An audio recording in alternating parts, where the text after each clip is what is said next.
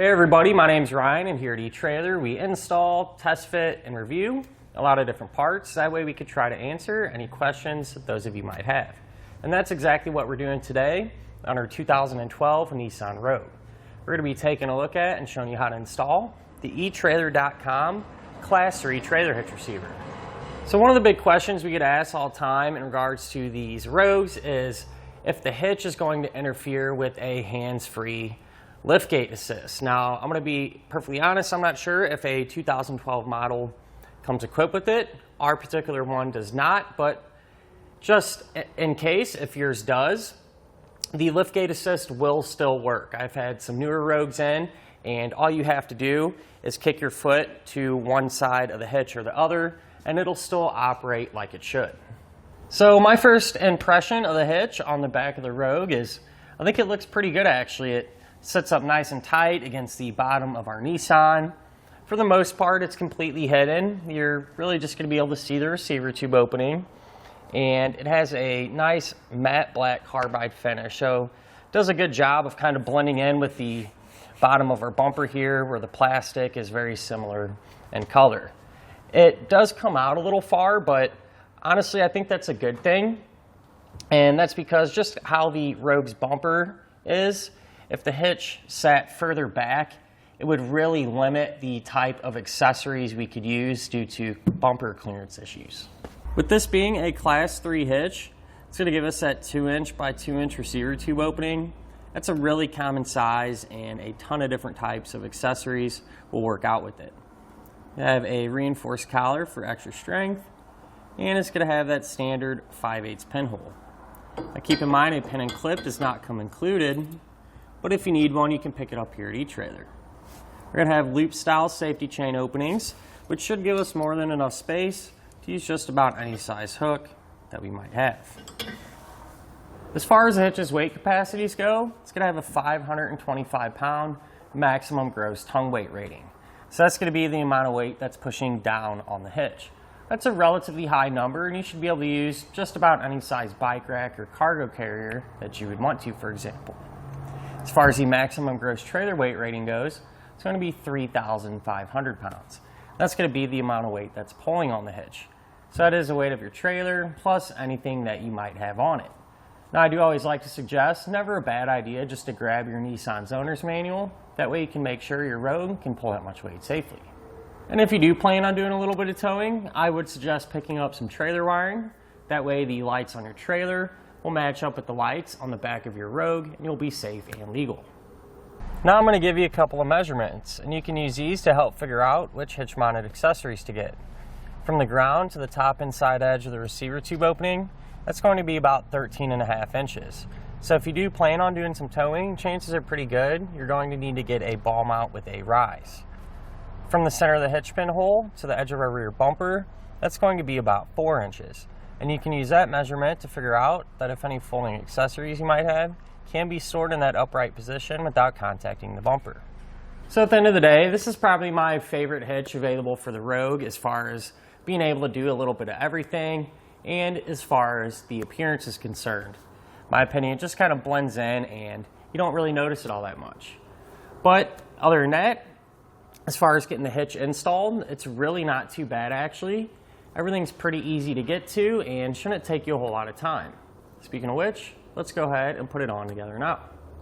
To begin our installation, we're going to be underneath the back of our Nissan, and we're going to start by removing a tow hook located right here on the passenger side frame rail. So here is the tow hook that we need to remove. It's going to be held in place by a total of 4 bolts. We're going to have 2 here on the side that we'll remove first. So I'll take a 18mm socket and pull those out.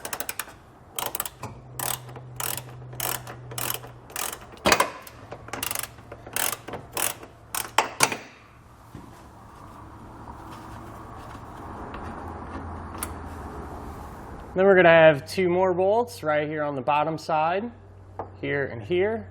We'll take out. Once those are removed, we should be able to drop our tow hook down.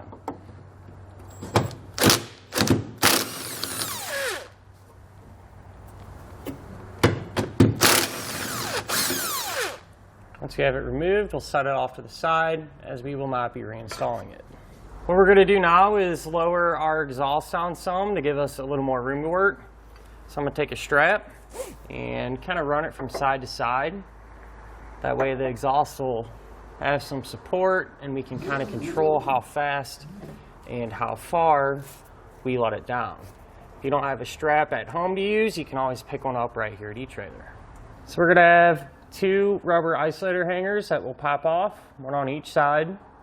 And you can spray these down with some soapy water or some penetrating oil just to help make it easier.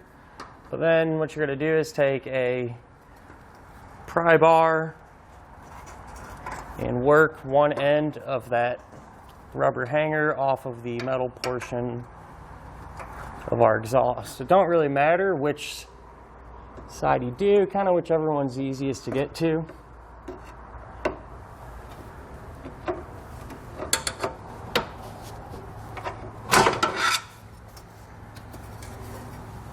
And here's what the other one looks like on the other side, so I'll just do that same thing.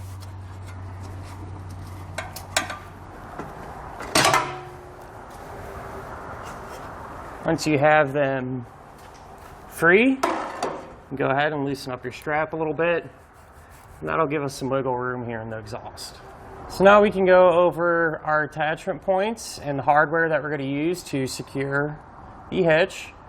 Over here on the driver's side, we're going to have 3 attachment points. One here, one here, and one here. And these are threaded weld nuts. So what I suggest doing is taking a toothbrush and some penetrating oil and just running it through there to clean out any dirt or debris. Now, sometimes these can get really rusty and it can be difficult to get the bolt started in there, and if that's the case, you may need to really clean those threads out. And so you can pick up a tap like this at your local auto parts store, run that in, and what that's going to do is kind of recut the threads and make them like new again.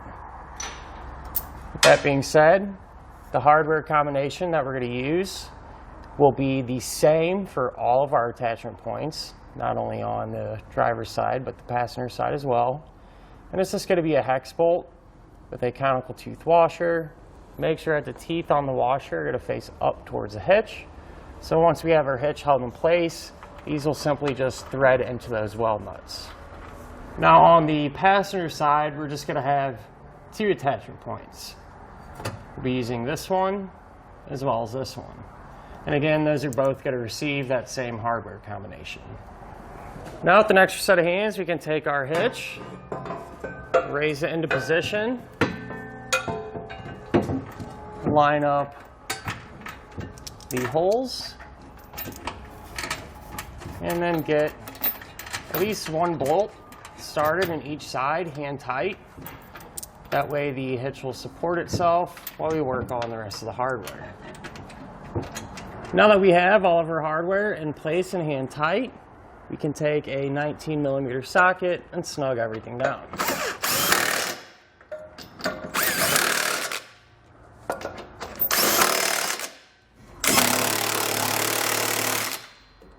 Now we can go ahead and grab a torque wrench and tighten all the hardware down to the amount specified in the instructions.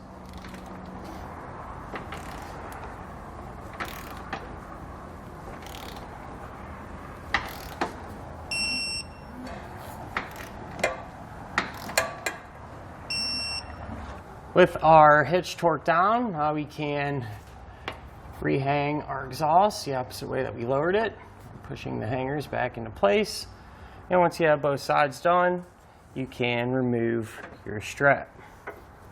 And that'll finish up our look at and our installation of the etrailer.com Class 3 2-inch trailer hitch receiver on our 2012 Nissan Rogue.